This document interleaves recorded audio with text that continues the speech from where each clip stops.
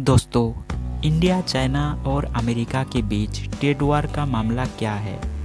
देखा जाए तो आज के दौर में ये तीनों देश बहुत बड़ा मार्केट है, जो कि अपनी अपनी व्यापार को दुनिया के हर कोने में खड़ा करना चाहते हैं। नए नए रणनीति के तहत बहुत आगे भी बढ़ रहे हैं। दोस्तों, 21वीं सदी के 2 दशक के दौर में देखा जाए तो यूएसए यानी यूनाइटेड स्टेट ऑफ अमेरिका बहुत बड़ा महाशक्ति है। अमेरिका की इकोनॉमिक पावर बहुत मजबूत है और दुनिया भर में छाई हुई है। लेकिन दोस्तों, चाइना और इंडिया भी दुनिया के शक्तिशाली देशों के नाम से भी जानी जाती है और महाशक्ति बनने की रेस में कूद चुके हैं। इसके मुख्य कारण है वहाँ के डेवलपमेंट, जो काफ़ी तेज़ी से हो रहा है। Industry, technology, science, education, infrastructure, military power और कई सारे क्षेत्रों में काफ़ी तेज़ी से ग्रोथ हो रहा है। सबसे पहले बात आती है जीडीपी की। अगर हम जीडीपी का नॉमिनल की बात करें तो पता चल जाता है कि कौन सा देश कितनी तरक्की कर रही है। जीडीपी की टॉप 10 देशों की बात करें तो अमेरिका का जीडीपी है 21.4 ट्रिलियन यूएस डॉलर, चाइना का जीडीपी है 14.1 ट्रिलियन यूएस डॉलर, जापान का जीडीपी है 5.2 ट्रिलियन यूएस डॉलर, जर्मनी का जीडीपी है 3.9 ट्रिलियन यूएस डॉलर, इंडिया का जीडीपी है 3.2 ट्रिलियन यूएस डॉलर, यूके का जीडीपी है 2.7 ट्रिलियन यूएस डॉलर। यूके यानी यूनाइटेड किंगडम, जो 4 देश से बना एक संगठन वाला देश है। इंग्लैंड, वेल्स, स्कॉटलैंड और नॉर्थ आयरलैंड इसमें आते हैं।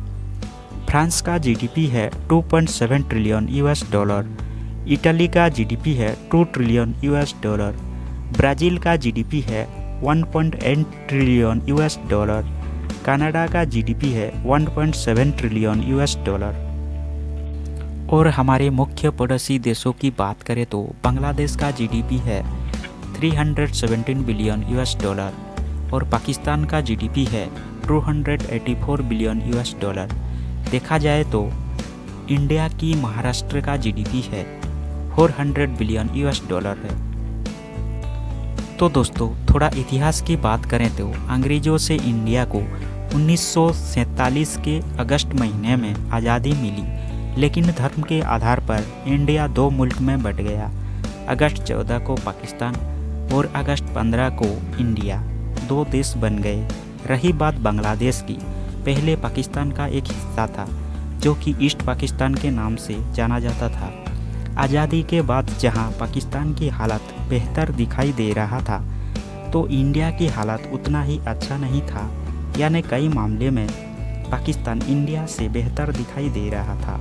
फिर 1971 में बांग्लादेश यानी ईस्ट पाकिस्तान अलग होकर एक नया देश बना। इंडिया की आज़ादी से पहले अंग्रेज़ों ने इंडिया को जिस तरह लूटा था, आज़ादी के बाद इंडिया को तरक्की करने में काफ़ी मशक्क़त करना पड़ रहा था। समय बीतता गया, इंडिया की डेवलपमेंट धीरे धीरे होने लगा, नई नई बुलंदियों को छूने लगा, विकास करने की रथ को पकड़ने लगा। तो दूसरी तरफ पाकिस्तान विकास करने में पिछड़ते जा रहा था, क्योंकि पाकिस्तान के कुछ लोगों की गलत नीति और गलत सोच के चलते पिछड़ते गया। कभी देश की डेवलपमेंट के बारे में ध्यान ही नहीं देता था और आज भी उतना ही ध्यान नहीं देता है। खाली रात दिन सपनों में कश्मीर और इंडिया की बर्बादी पर जोर देता रहता है। चाइना की इशारों से चलते हुए विकास की पटरी पकड़ नहीं पा रहा है। वही बांग्लादेश की जीडीपी पाकिस्तान का जीडीपी से भी काफ़ी आगे निकल चुका है। बात करें चाइना की तो चाइना एक विस्तारवादी नीति वाला देश है। अपना व्यापार को चारों ओर फैलाना चाहता है, जो कि जीडीपी ग्रोथ और तेज़ी से बढ़े और दुनिया का बादशाह बन सके। ये बात अमेरिका और इंडिया के लिए बहुत बड़ी चिंता की विषय है। अमेरिका को पता है अगर चाइना को नहीं रोका जाए तो अमेरिका के जगह पे चाइना खड़ा हो जाएगा।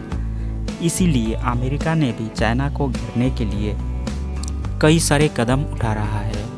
पूरी दुनिया में आज के मौजूदा दौर में अमेरिका, चाइना और इंडिया बहुत बड़ा मार्केट है। अगर जीडीपी का पीपीपी ग्रोथ रेट 2019-20 की बात करें तो चाइना 1 नंबर पायदान पर खड़ा है। चाइना का जीडीपी है 22.53 ट्रिलियन यूएस डॉलर। यूएस का यानी अमेरिका का जीडीपी है 20.57 ट्रिलियन यूएस डॉलर। इंडिया का जीडीपी है 9.23 ट्रिलियन यूएस डॉलर। जापान का जीडीपी है 5.21 ट्रिलियन यूएस डॉलर। जर्मनी का जीडीपी है 4.47 ट्रिलियन यूएस डॉलर। रूसिया का जीडीपी है 3.97 ट्रिलियन यूएस डॉलर। इंडोनेशिया का जीडीपी है 3.20 ट्रिलियन यूएस डॉलर। और यूके की बात करें तो यूके का जीडीपी है 3.12 ट्रिलियन यूएस डॉलर। अगर ग्रोथ रेट के हिसाब से हम देखेंगे तो चाइना का +1.2 है और अमेरिका का ग्रोथ रेट है -5.9 है। और इंडिया की बात करें तो इंडिया की 1.9 है, जो कि अच्छी खबर इंडिया के लिए। ग्रोथ रेट काफ़ी बढ़ रहा है। कोरोना महामारी के चलते हर देश का इकोनॉमी पर काफ़ी असर देखने को मिल रहा है। इसी समय अमेरिका और चाइना की बीच ट्रेड वार हर किसी को पता है। अमेरिका और चाइना के बीच ट्रेड वार का माहौल खड़ा हो गया था, जो कि काफ़ी तनातनी का माहौल देखने को मिला और चाइना की इकोनॉमी के ऊपर भी काफ़ी असर पड़ा। चाइना की बात करें तो दुनिया का तीसरी बड़ा देश है और आबादी की बात करें तो सबसे पहले पायदान पर खड़ा है। चाइना का आबादी है 143 करोड़।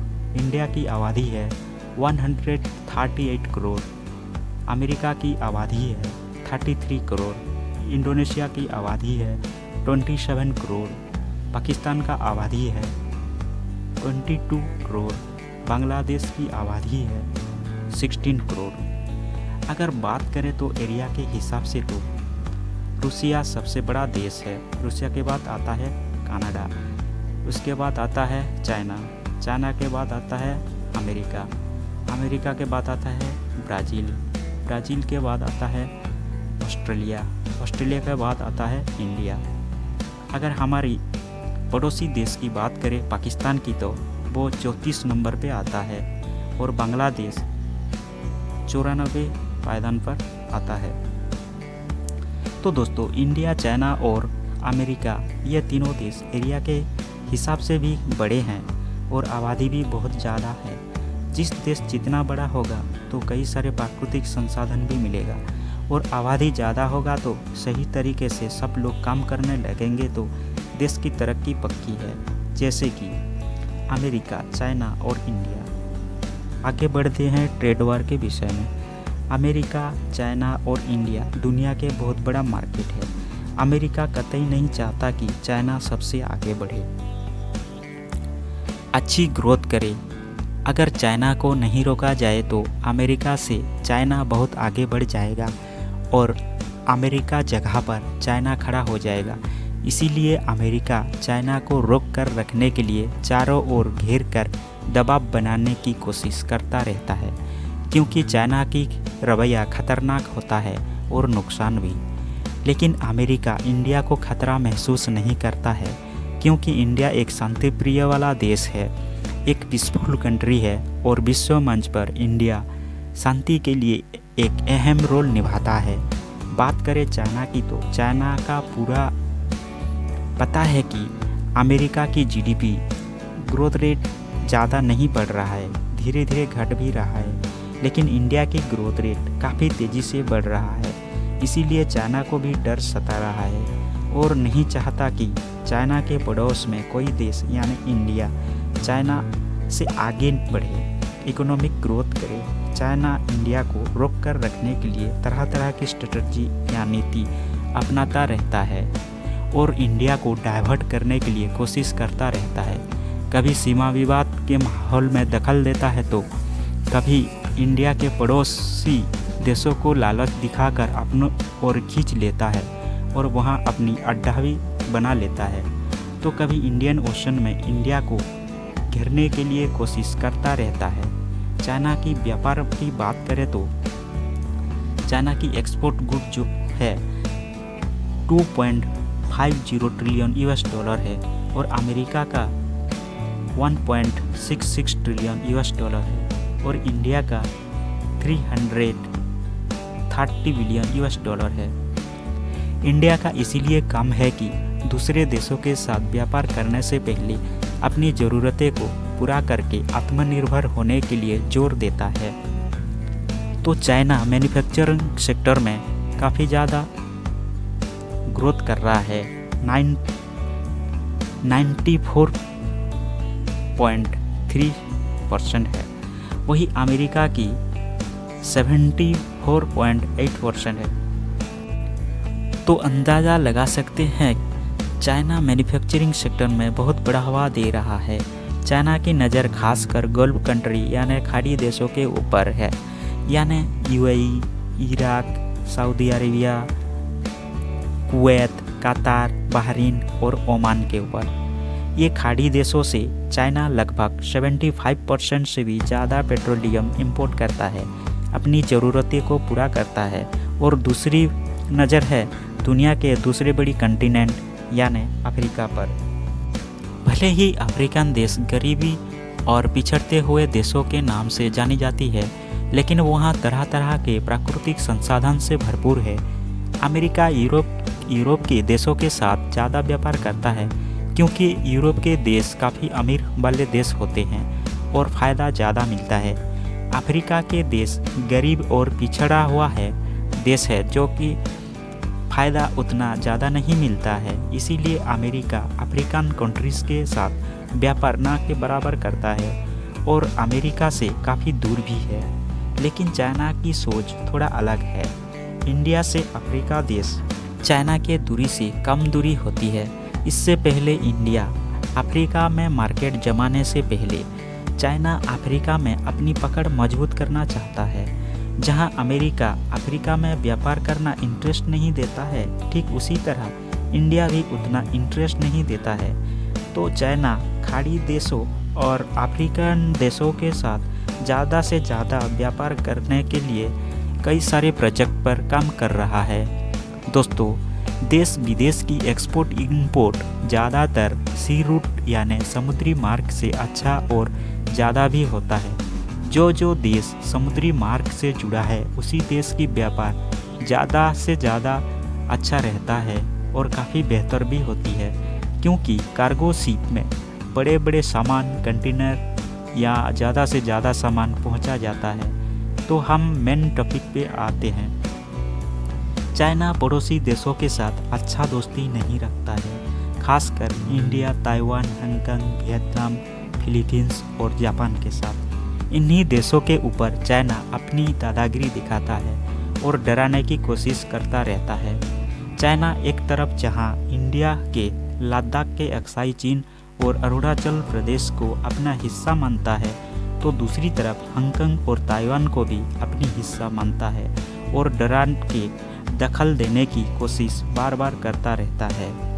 तो दूसरी तरफ जापान, वियतनाम और फिलीपींस के साथ भी चाइना कुछ आइलैंड को लेकर विवाद है और अपना हिस्सा मानता है। साउथ चाइना सी में दादागिरी करके अपना अधिकार जताता है। चाइना ऐसे ही दुश्मनी करता रहेगा तो खुद का व्यापार पर असर पड़ेगा ही पड़ेगा। यह उन सभी देशों के समुद्री इलाकों से होकर कैसे दूसरे देशों तक व्यापार कर पाएगा, यह सामान को कैसे पहुंचा पाएगा, जहां चाइना का व्यापार की मुख्य द्वार मलाक्का स्ट्रेट और साउथ चाइना सी को मानी जाती है।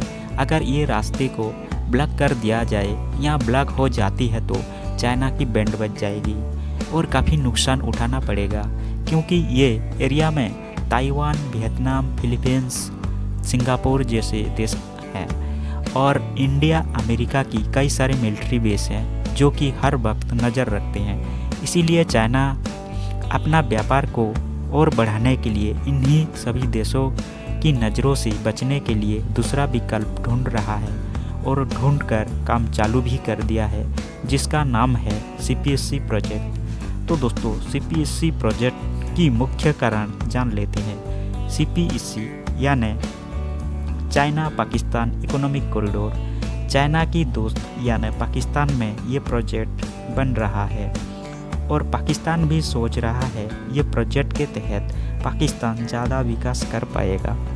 पाकिस्तान को ये पता नहीं कि चाइना अपनी फ़ायदा के लिए ये प्रोजेक्ट जीपीएससी प्रोजेक्ट बना रहा है।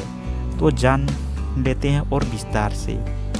चाइना की समुद्री भाग से या शंघाई से यूएई के दुबई की दूरी, समुद्री मार्ग की जो दूरी है वो 10,995 किलोमीटर है।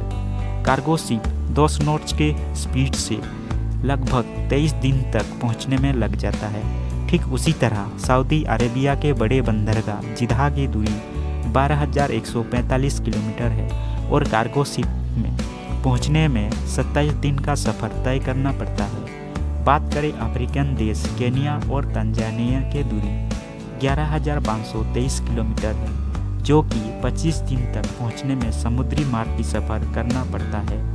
इन देशों तक पहुंचने के लिए चाइना जिस सी रूट से व्यापार करता है, उसी सी रूट के आसपास जगह जगह पर इंडिया और अमेरिका की कई सारे मिलिट्री बेस हैं और पूरी नज़र रखते हैं। इसीलिए चाइना ने भी जगह जगह पर कई सारे मिलिट्री बेस बना चुकी है और बना रहा है, जो कि ज़रूरत पड़ने पर इंडिया और अमेरिका को टक्कर देने के लिए तैयारियां कर रहा है भी।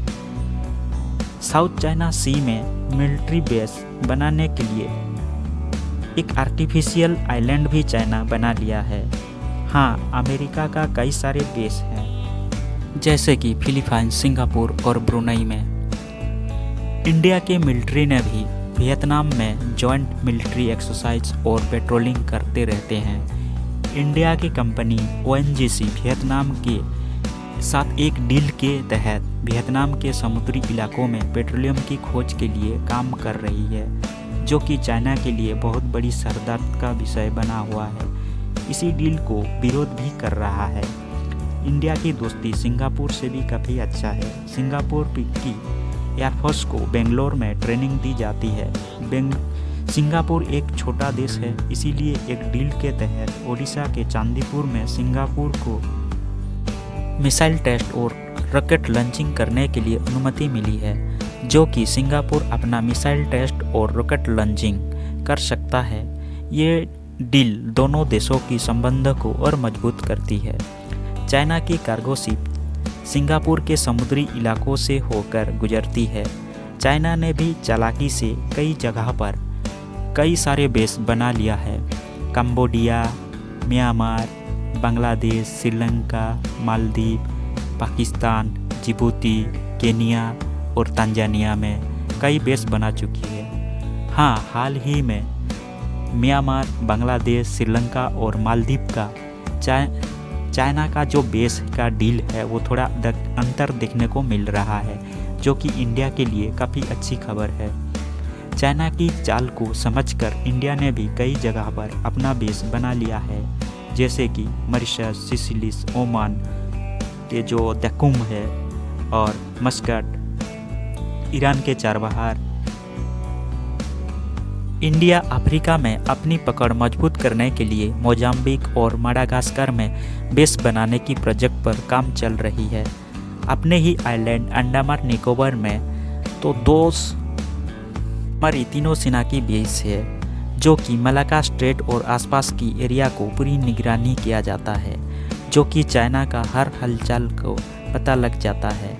अगर देखा जाए तो अमेरिका और फ्रांस के भी कई सारे बेस हैं, लेकिन चाइना जिस तरह इंडिया को घेरने के लिए कोशिश कर रहा है, ठीक उसी तरह इंडिया ने भी चाइना को घेर कर दबाव बनाने का काम तेज़ी से कर रहा है।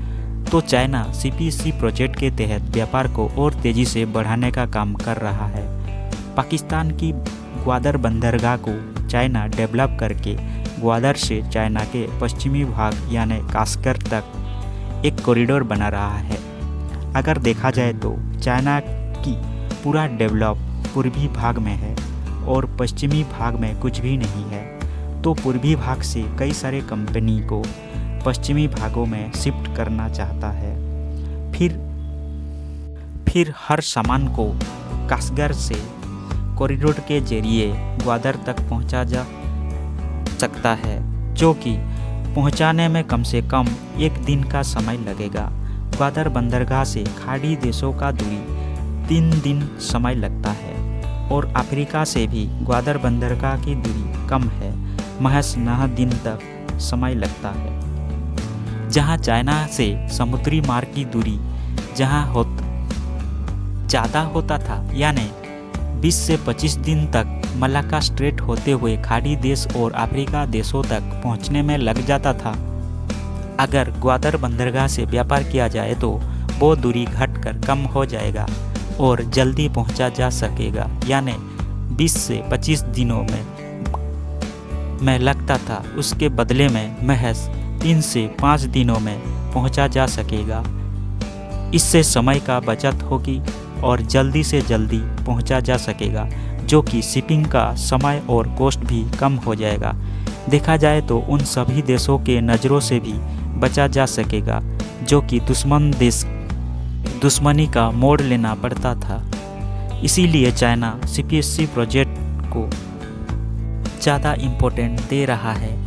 चाइना का दोस्ती पाकिस्तान से गहरा दोस्ती है, तो चाइना एक तीर से निशाने मारकर कई फ़ायदा उठाना चाहता है। चाइना जिस तरह प्लानिंग के तहत आगे बढ़ रहा है, ठीक उसी तरह इंडिया को भी प्लानिंग के तहत आगे कई सारे कदम उठाना पड़ेगा, नई पॉलिसी अपनाना पड़ेगा। तो दोस्तों, उम्मीद करता हूँ इंडिया, चाइना और अमेरिका के ट्रेड वॉर के बारे में समझ गए होंगे। तो दोस्तों, और एक वीडियो में इंडिया, चाइना और अमेरिका के बारे में और बहुत कुछ विषय पर जानेंगे। तो दोस्तों, जय हिंद, वंदे मातरम।